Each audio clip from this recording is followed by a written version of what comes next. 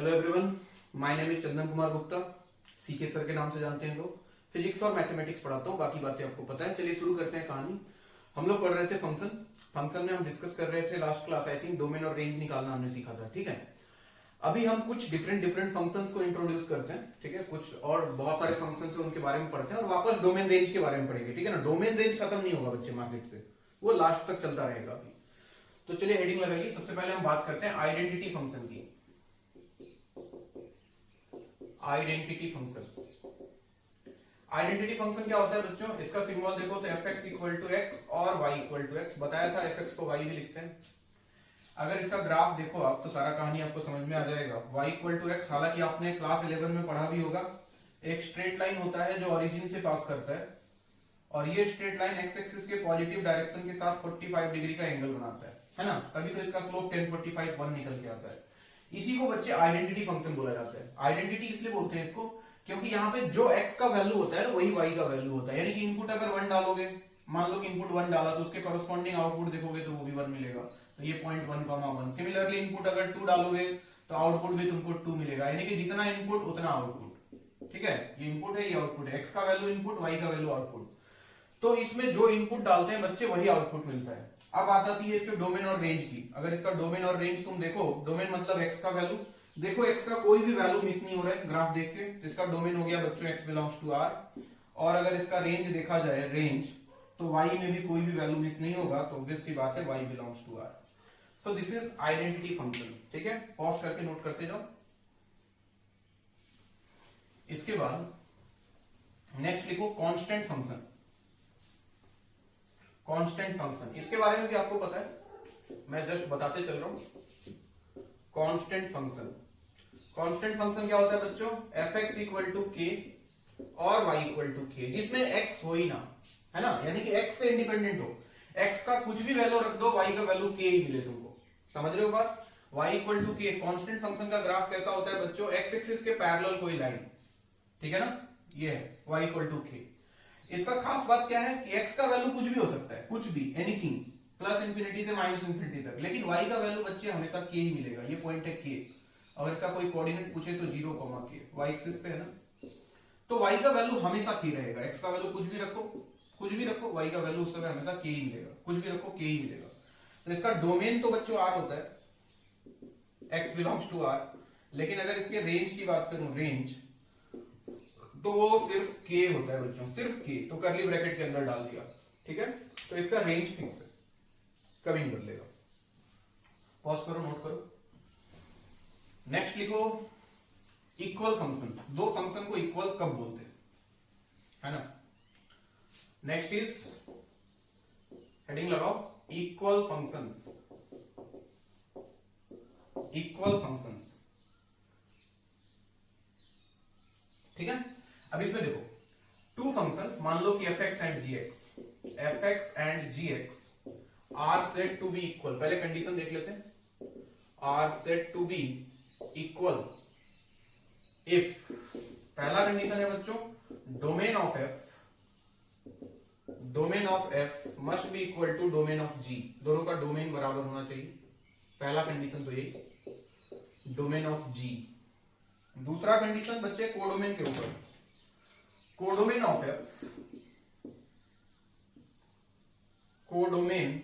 Of f must be equal to codomain of g। Codomain of g, दोनों का codomain भी बराबर होना चाहिए। और तीसरा कंडीशन, एक और इंपॉर्टेंट कंडीशन, fx का वैल्यू हमेशा gx के बराबर आना चाहिए for all x belongs to domain. यानी कि डोमेन से कोई भी x का वैल्यू अगर उठा के पुट करें दोनों फंक्शन में, तो दोनों का वैल्यू सेम आना चाहिए। यानी कि दोनों का आउटपुट सेम मिलना चाहिए। जो इनपुट दिया उसके कॉरेस्पॉन्डिंग इसका जो वैल्यू आना चाहिए वही इसका वैल्यू आना चाहिए।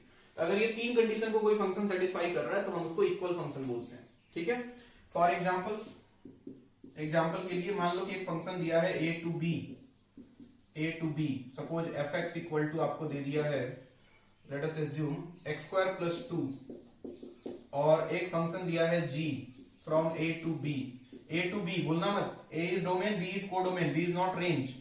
और gx इक्वल टू दूसरा फंक्शन जो दिया हुआ है आपके सामने 3x। आपसे पूछा कि बताओ ये दोनों इक्वल है कि नहीं है।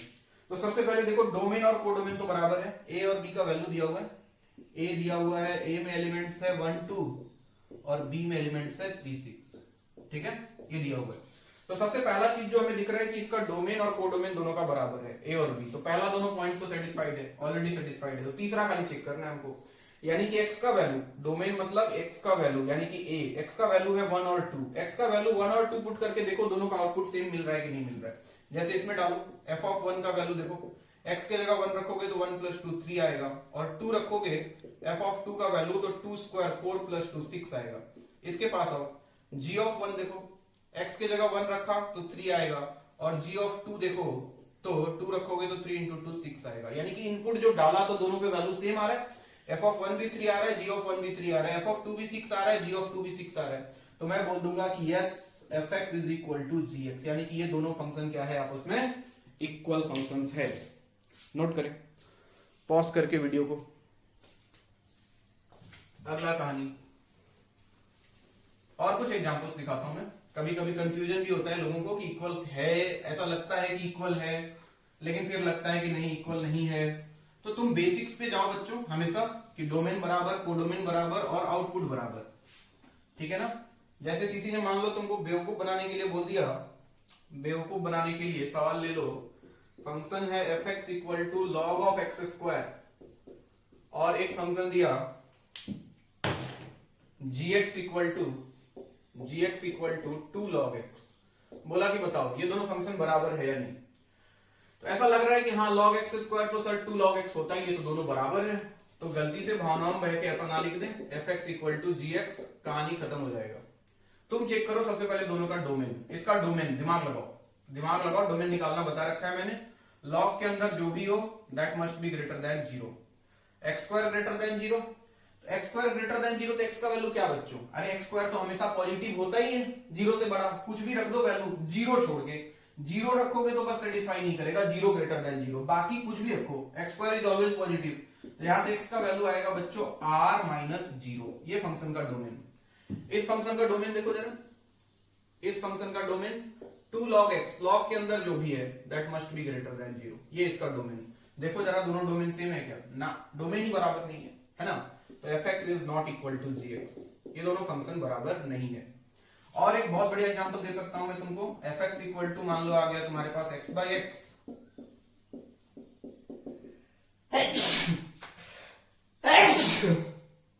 हाँ fx = x/x और gx = 1। किसी ने पूछा दोनों बराबर है क्या, हाँ सर साफ साफ तो दिख रहा है, काट दो। अरे काटने से तो वो फंक्शन बन गया, मैं इस फंक्शन की बात कर रहा हूं, ये फंक्शन इसके बराबर है क्या, चेक करते हैं। इसका डोमेन देखो बच्चों, इसका डोमेन हमने पढ़ाया आपको, डिनोमिनेटर में जो भी है वो 0 नहीं होना चाहिए, यानी कि x का वैल्यू r - 0, सही बात। इसके पास आओ, इसका डोमेन में देखो x है ही नहीं, तो इसका तो डोमेन क्या हो जाएगा, इसका डोमेन r हो जाएगा, x कुछ भी रखो क्या फर्क पड़ रहा है। और साफ साफ दिख रहा है कि दोनों का डोमेन जो है बिल्कुल बराबर नहीं है, तो दोनों फंक्शन भी बराबर नहीं है, यानी कि अगेन fx ≠ gx, ये कहानी है। पॉज करें, नोट करें। चाहो तो मैं एक और एग्जांपल दिखा देता हूं, चलो।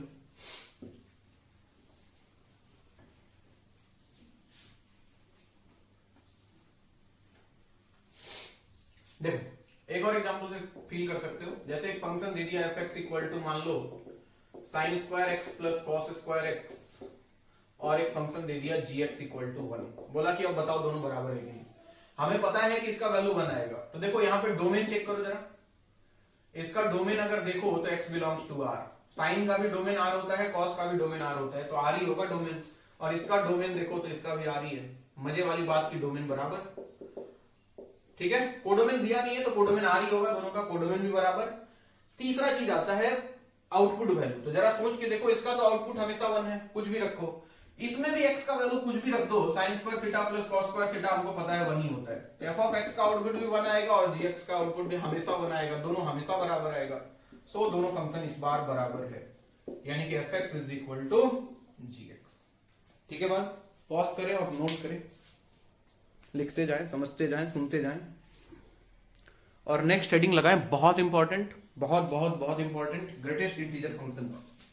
थोड़ा सा इसके बारे में आज इंट्रोडक्शन दूंगा मैं, ग्रेटेस्ट इंटीजर फंक्शंस।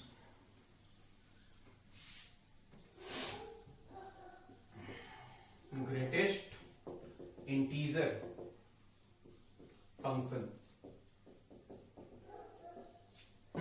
एक लाइन लिख लो पहले, for any real number, for any x belongs to r, for any real number x, box x, ये होता है बच्चों ग्रेटेस्ट इंटीजर फंक्शन का सिंबल, बॉक्स स्क्वायर ब्रैकेट के अंदर, denotes the greatest integer less than or equal to x, less than or equal to x। ये इसका definition बच्चों क्या है मैं समझा रहा हूं, पहले लिख लो इसको। For any real number x, box x, इसको पढ़ते हैं box x, denotes the greatest integer less than or equal to x। एक बात तो तय है बच्चों कि इसका जो वैल्यू निकल के आएगा आउटपुट वो हमेशा एक इंटीजर आएगा, इसलिए इसका नाम भी है ग्रेटेस्ट इंटीजर। और वो इंटीजर कैसा आएगा वो भी लिखा हुआ है, लेस देन और इक्वल टू एक्स, या तो एक्स के इक्वल आएगा या एक्स से छोटा आएगा। ठीक है, जैसे एग्जांपल से समझाता हूं, कोई बोले कि बॉक्स ऑफ 1.5 कितना होगा, तो 1.5 का बॉक्स कितना, इससे जस्ट, अगर ये इंटीजर है तब तो खुद ही बाहर, जैसे बोलता है कि बॉक्स ऑफ 1 हो जाएगा, अगर इंटीजर है तो वही चीज 1.5 तो इससे जस्ट छोटा इंटीजर यानी कि 1, बॉक्स ऑफ 1.9 यानी कि 1, बॉक्स ऑफ 1.99 यानी कि 1, box of 2, box of 2.5, 2, box of 2.9, 2, फिर बॉक्स ऑफ 3 हो गया, समझ गए होगा। सिमिलरली कोई बोला कि बॉक्स ऑफ 0 तो 0, बॉक्स ऑफ 0.5 तो 0, बॉक्स ऑफ 0.9 तो 0। किसी ने बोला बॉक्स ऑफ -0.3, देखो इंटीजर नहीं है तो इससे छोटा, 0 मत बोलना, इससे छोटा -1 है तो -1, बॉक्स ऑफ -0.8 अगेन -1, और बॉक्स ऑफ -1, फिर आ जाए बॉक्स ऑफ -1.2, दिस इज -2, इससे छोटा इंटीजर। तो या तो अंदर इंटीजर है तो वही बाहर आ जाएगा, और या फिर उससे जस्ट छोटा वाला इंटीजर। ठीक है बात, यानी कि एक बात यहां से जो समझ में आती है वो बाद में लिखूंगा, पहले इसको पॉज करके लिख लो तुम लोग।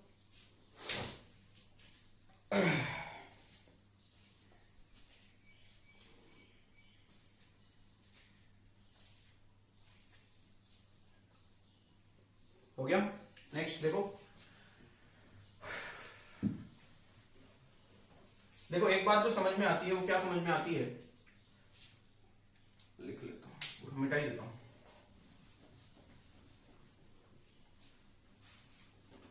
ध्यान रहे बोर्ड पे सबका। तो ये हो गया बच्चों fx equal to box x, ठीक है ना, और इसको y equal to box x भी बोल दो, दोनों सेम ही चीज है। एक बात तय है कि इसका आउटपुट हमेशा इंटीजर होगा, output is always integer, always integer. x का कुछ भी वैल्यू रखो, y का वैल्यू हमेशा एक इंटीजर निकल के आएगा। और मजे वाली बात, अगर x इंटीजर है तो सेम, इंटीजर नहीं है तो उससे जस्ट छोटा वाला इंटीजर। ठीक है बात, तो मैं इसका ग्राफ ड्रॉ कर सकता हूं, देखना y equal to box x का ग्राफ ड्रॉ किया, बहुत सिंपल ग्राफ है, बस समझने वाली चीज है, ध्यान दो। x एक्सिस y एक्सिस यहाँ पे है 0, मार्क कर लो इंटीग्रल पॉइंट्स 1 2 3 4, इधर भी मान लो 1 2 3 -1 -2 -3 -1 -2 -3। देखना x का वैल्यू जब 0 था, ग्राफ कैसे बनता है देखो, x का वैल्यू जब 0 था तो y का वैल्यू 0, ग्राफ यहाँ पे। x का वैल्यू 0.1 तब भी y का वैल्यू 0, x का वैल्यू 0.5 y का वैल्यू 0, 0.9 0, यानी कि 1 के पहले पहले तक तो ग्राफ यही है, y का वैल्यू हमेशा 0 है, बट 1 इंक्लूडेड नहीं है तो 1 पे ओपन सर्कल लगा दिया। जैसे ही x का वैल्यू 1 पहुंचा बच्चों, इमेजिन करो जैसे ही x का वैल्यू 1 रखोगे y का वैल्यू 1, ग्राफ यहां आ गया। अब फिर बढ़ाते जाओ x का वैल्यू, y का वैल्यू नहीं बढ़ेगा, कहां तक, 2 तक, तो यहां से लेके यहां तक, अगेन ये वाला पॉइंट इंक्लूडेड नहीं, फिर वही कहानी अब चलता रहेगा। देखो जब x का वैल्यू 2 तो y का वैल्यू 2, लेकिन अब x का वैल्यू बढ़ेगा y का वैल्यू नहीं बढ़ेगा, कहां तक, 3 तक। तो इस तरह से कहानी चलता रहता है बच्चों, बिल्कुल। जब x का वैल्यू 3 तो y का वैल्यू 3, यहां से ग्राफ स्टार्ट होगा अप टू 4 तक। इधर भी वही हाल है, बिल्कुल ये एकदम प्यारा ग्राफ है, समझने वाला ग्राफ है, बिल्कुल कुछ खास नहीं है, ठीक है ना। तो सीढ़ी जैसा ग्राफ बनता है इसका। ठीक। इसका डोमेन मतलब x का वैल्यू दिख ही रहा है, r है, x का कोई भी वैल्यू नहीं छूट रहा है, तो x बिलोंग्स टू r। और अगर इसके रेंज की बात करें बच्चों, रेंज, तो y का वैल्यू देखो तो सिर्फ इंटीजर 1 आएगा, 2 आएगा, इसके बीच का कोई वैल्यू नहीं आएगा, 3 आएगा, सीख ही रहा है, आउटपुट इज ऑलवेज इंटीजर। तो y belongs to set of integers, यानी कि इसका जो आउटपुट होता है, रेंज जो होता है, that is integers, set of integers. ठीक है, ये ग्राफ ड्रॉ करें आप पॉज करके, बढ़िया से ड्रॉ करना समझते हुए, बहुत सिंपल ग्राफ है वैसे।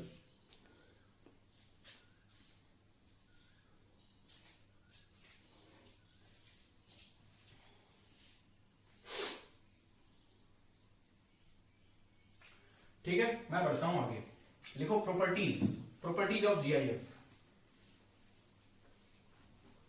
Properties of GIF.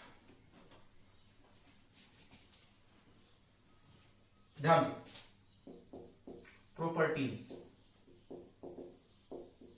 सबसे पहला प्रॉपर्टी दिमाग में बिठा लो, अगर बॉक्स एक्स का वैल्यू, ठीक है ना, कुछ भी ले लो, जैसे मान लो कि n है, n को इंटीजर है, तो यहां से जो x का वैल्यू आएगा बच्चों, वो n से लेके n+1 तक, n+1 नॉट इंक्लूडेड, ठीक है ना, n इंटीजर है, n बिलोंग्स टू इंटीजर। इसका क्या मतलब हुआ, जैसे थोड़ी देर पहले बताया था, ग्राफ में भी देख सकते हो, बॉक्स x इक्वल टू 1, इसका मतलब है बच्चों x का वैल्यू क्या हो सकता है, अगर बॉक्स का वैल्यू 1 है तो x का वैल्यू तुमको पता है 1 भी हो सकता है, 1.1, 1.2, 1.3, 1.999 तक, यानी कि x का वैल्यू होगा बच्चों 1 से लेके 2 के जस्ट पहले तक। सिमिलरली कहीं लिखा हुआ है अगर बॉक्स x का वैल्यू 10 है तो x का वैल्यू क्या होगा, 10 से लेके 11 तक, ठीक है, लास्ट वाला इंक्लूडेड नहीं होगा। कोई बोलता है कि बॉक्स x इक्वल टू 0 है तो x का वैल्यू क्या होगा, 0 से लेके 1 तक। कोई बोलता है कि बॉक्स x का वैल्यू -5 है तो x का वैल्यू क्या होगा बच्चों, -5 से लेके कहां तक, -4 तक। समझ में आ गया बात। तो अगर box x equal to n तो x का वैल्यू n से लेके n+1 तक, पहला प्रॉपर्टी है, बहुत इंपॉर्टेंट। दूसरा प्रॉपर्टी बोलता है कि बॉक्स x का जो वैल्यू होता है बच्चे हमेशा x से छोटा या x के बराबर, ये बात भी पता है आपको, या तो x के इक्वल होगा या x से छोटा होगा। इसको और मॉडिफाई कर दो इस प्रॉपर्टी को, तो बॉक्स x इक्वल टू लिख सकते हो तुम कितना, sorry box x equal to x, इसका मतलब है कि x जो है वो इंटीजर है, खत्म कहानी। अगर कहीं बोलता है कि बॉक्स x का वैल्यू x से छोटा है, मतलब x इंटीजर नहीं है, इंटीजर छोड़ के कुछ भी है। अगर बोला गया तुमको कि बॉक्स x का वैल्यू x से बड़ा है, याद रहे ऐसा कभी नहीं हो सकता है, x बिलोंग्स टू 5, ऐसा कोई वैल्यू नहीं आएगा, यानी कि बॉक्स x का वैल्यू कभी भी x से बड़ा नहीं आ सकता है। Property number 6, box of -x, box of -x इस बच्चों -x के बराबर हो जाएगा अगर x इंटीजर हुआ, वरना -1 माइनस बॉक्स x के बराबर होगा अगर x इंटीजर नहीं हुआ तो। एग्जांपल देख सकते हो, फॉर एग्जांपल तुमको पता है जैसे -2.5 है ना, इसका वैल्यू अपने को पता है, इसका वैल्यू -3 होगा, लेकिन इस फॉर्मूले से देखो -1 अगर इंटीजर नहीं है तो ये फॉर्मूला, यानी कि इसको लिखना चाहिए था -1 माइनस बॉक्स x यानी कि 2.5। जरा सोच के देखो तो -1 और ये कितना हो गया, 2.5 का बॉक्स हो गया 2, -1 - 2 इज -3। तो अगर इंटीजर नहीं है तो ये, अगर फॉर एग्जांपल इंटीजर ही है जैसे बॉक्स ऑफ -5, तो ऑब्वियस सी बात है -5 के बराबर हो जाएगा। तो अगर इंटीजर है तो -x, अगर इंटीजर नहीं है तो -1 माइनस बॉक्स x। पॉज करें और नोट करें इसको यहां तक पहले।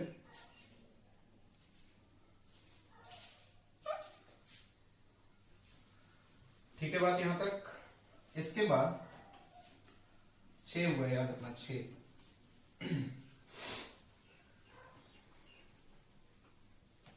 प्रॉपर्टी नंबर 7, प्रॉपर्टी नंबर 7 बोलता है कि अगर बॉक्स के अंदर कोई इंटीजर ऐड कर दिया जाए तो उस इंटीजर को तुम बाहर निकाल सकते हो, यानी कि बॉक्स x प्लस आई लिखा जा सकता है। एग्जांपल देखो, जैसे बॉक्स ऑफ मान लो 5.5 प्लस 7 है, हमें इसका आंसर पता है, दिस इज 12.5 का बॉक्स होता है बच्चों 12, लेकिन जरा इससे देखो, अगर इंटीजर है अगर उसको बाहर निकाल दूं, बॉक्स ऑफ 5.5 और 7 को बाहर ले लूं, देखो कोई फर्क नहीं पड़ेगा, इसका वैल्यू 5, इसका वैल्यू 7 सेम आएगा।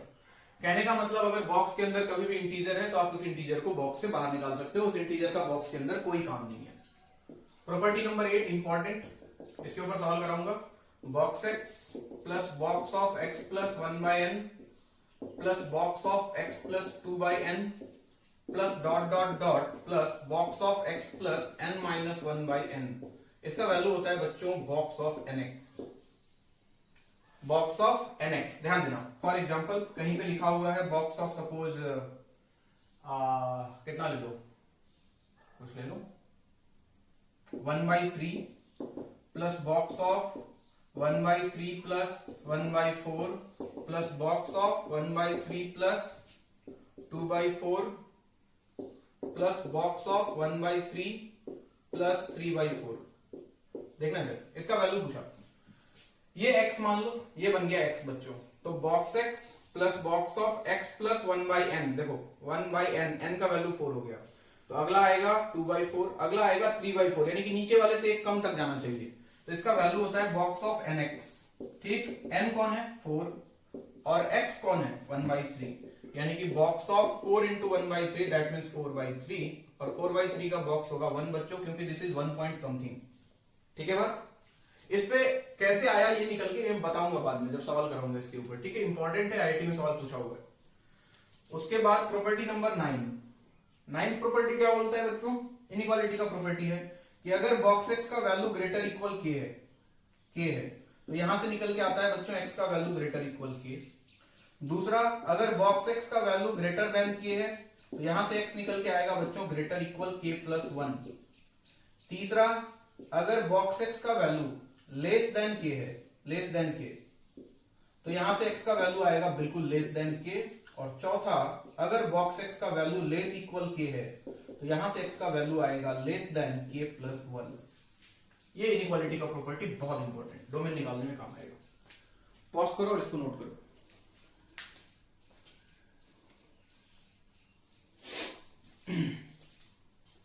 अब देखो इस पे कुछ सवाल करें। ठीक, ध्यान बोर्ड पे रखो।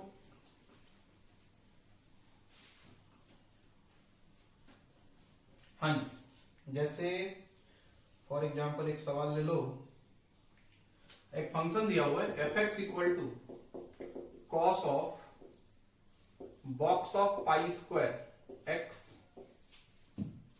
प्लस कॉस ऑफ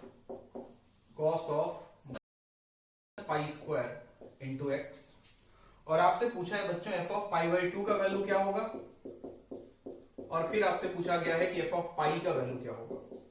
ध्यान दे बोर्ड पे। सबसे पहले तो बॉक्स पाई स्क्वायर के बारे में सोचो।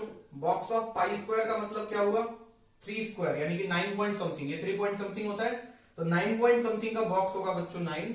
और box of minus pi square की बात करें तो माइनस 9 पॉइंट समथिंग का बॉक्स होगा कितना बच्चों -10। ये पहली चीज दिमाग में रख लो। अब आ जाओ, फंक्शन क्या बन गया, फंक्शन बन गया अपना cos ऑफ, ये बन गया 9x, और ये बन गया cos ऑफ -10x। अलग बात है cos minus theta is cos theta, तो ये बन जाएगा बच्चों cos 9x plus cos 10x। ठीक, अब पहले पार्ट पे आओ, f ऑफ पाई बाई 2, यानी जहां x है उसकी जगह पाई बाई 2 रखो, ये बन गया cos 9 pi by 2 plus cos 10 into pi by 2। ठीक, cos of odd pi by 2, जैसे cos पाई बाई 2 जीरो होता है, cos 3 पाई बाई 2 जीरो होता है, वैसे ही cos 9 पाई बाई 2 भी जीरो होगा। और ये देखो 2 से गया 5, cos 5 पाई, जैसे cos पाई -1 होता है वैसे cos 3 पाई -1 होता है, cos 5 पाई भी -1 होता है, तो कुल मिला के आंसर मिल गया -1। सिमिलरली अगर मुझे f ऑफ पाई निकालना है, f ऑफ पाई, x की जगह पाई रख दूं तो cos 9 pi plus cos 10 pi. देखो बच्चों cos 9 pi again -1, cos of odd pi is -1 and cos of even pi is 1 plus 1, value आ गया बच्चों 0। ठीक है, पॉज करें और नोट करें। हम बढ़ते हैं अगले सवाल की तरफ। गर्मी कुछ ज्यादा है आज। मैं ये वीडियो कब बना रहा हूं पता है तुम लोग को, सुबह सुबह। अभी सुबह सुबह हुए हैं, कितने टाइम हुए होंगे अभी, मैक्सिमम 5 बज रहा है अभी, तो सुबह सुबह देखो आज 5 बजे उठ के मैं ये वीडियो बना रहा हूं तुम्हारे लिए। समझ रहे हो बात। चलो आ जाओ, अगला सवाल। तुम लोग तो अभी सो रहे होगे मजे में, और मैं तुम्हारे लिए पढ़ा रहा हूं। बहुत बढ़िया, यही जीवन है। तो कुछ और सवाल मैं आपको दिखाऊं, कहां गया भाई, और भी तो सवाल था।